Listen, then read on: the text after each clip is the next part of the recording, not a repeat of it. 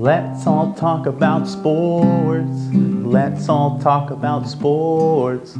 Let's all talk about sports, 'cause sports are really fun. Hello, boys and girls. Welcome back to the OCAD Youth Sports Report. My name is Avishai Saul. Can you say Avishai Saul? I bet you can't. We are going to have so much fun today talking about so many different kinds of sports. Sports like basketball and hockey and soccer and football and tennis and boxing and golf. It's been a whole week since I've seen you guys, and it'll be another week till I see you guys again.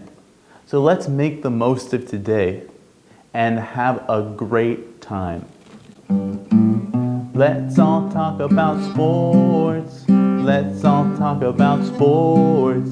Let's all talk about sports, 'cause sports are really fun.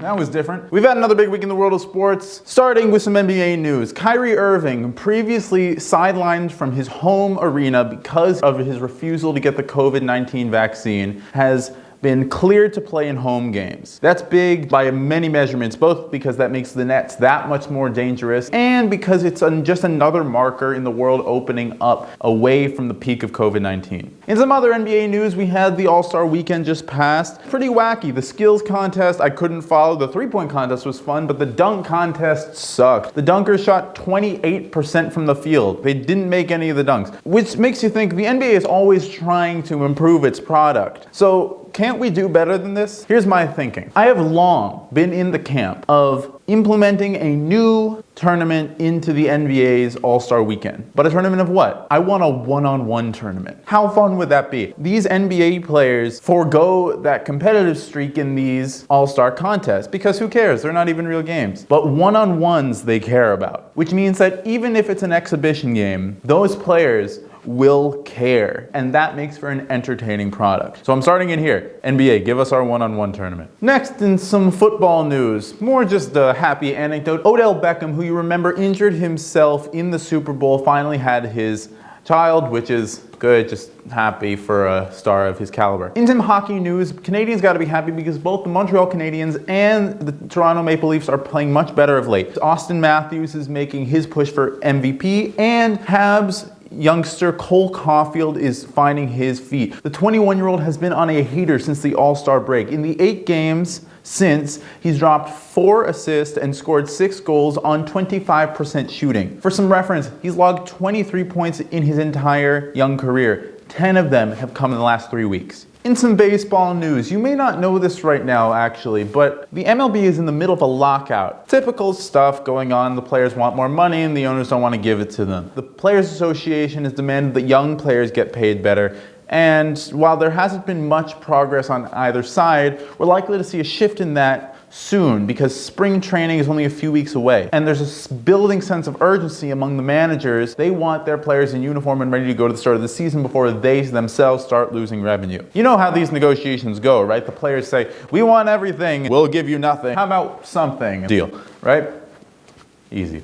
In some tennis news, Jiří Veselý defeats Novak Djokovic in the quarterfinals of the Dubai Championships. This is significant. Why? Because Djokovic was previously the #1 ranked player in the world, now surrendering that spot to Veselý, who will play Canadian Denis Shapovalov in the semifinals of the same tournament. We're cheering for Shapovalov here, but it's interesting to see the changing of the guard, even in a close contest like the one we saw before. In some boxing news, Jamahal Hill annihilates Johnny Walker, knocking him out in the very first round. Gotta keep Walker moving like this the whole fight. If you keep Walker moving like this, you gotta dodge the crazy punch. Oh my gosh! That's Jamahal Hill laid him out. What another opponent to Whoa!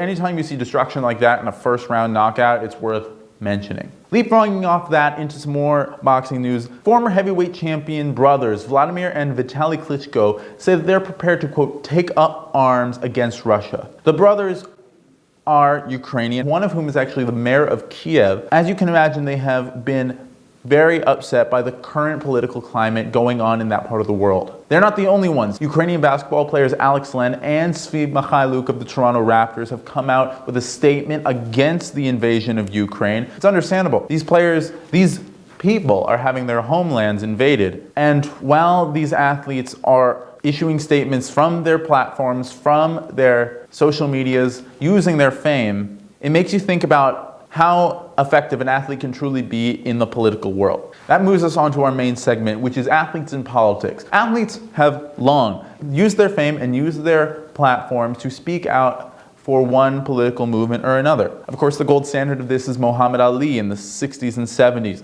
speaking out against segregation in the America of the time. But there have been plenty of others. Bill Russell of the Boston Celtics had similar contributions to the civil rights movement, as well as Elgin Baylor and Jackie Robinson. Not to mention Colin Kaepernick, who kneeled during the national anthem a number of years ago, becoming a major figure in the Black Lives Matter movement of today. Athletes have always used their fame to promote socio-political or hard political leanings. But it's in moments like these, with the Ukraine situation, that really strike a chord both among the athletes and among the fans. Championship boxers, these brothers, coming out saying that they'll, quote, take up arms to defend their country.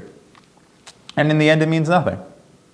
We see these famous, powerful people coming out with statements, sparking movements, using their voices and fame to create mass awareness and potentially mass action.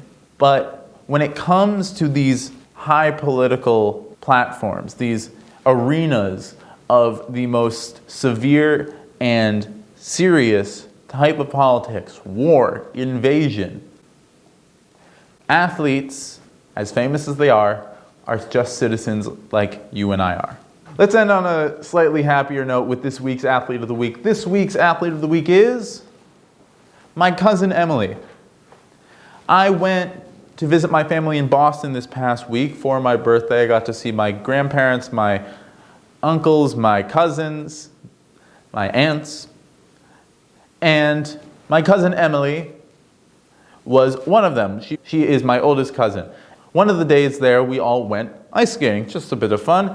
But Emily is this week's Athlete of the Week because she performed some incredible acrobatics on the ice. She jumped, and then turned around, and then skated backwards a little bit. Incredible. Figure skating genius. Emily, you're this week's Athlete of the Week. This has been the OCAD U Sports Report. My name is Avishai Sol, and I will see you all next week.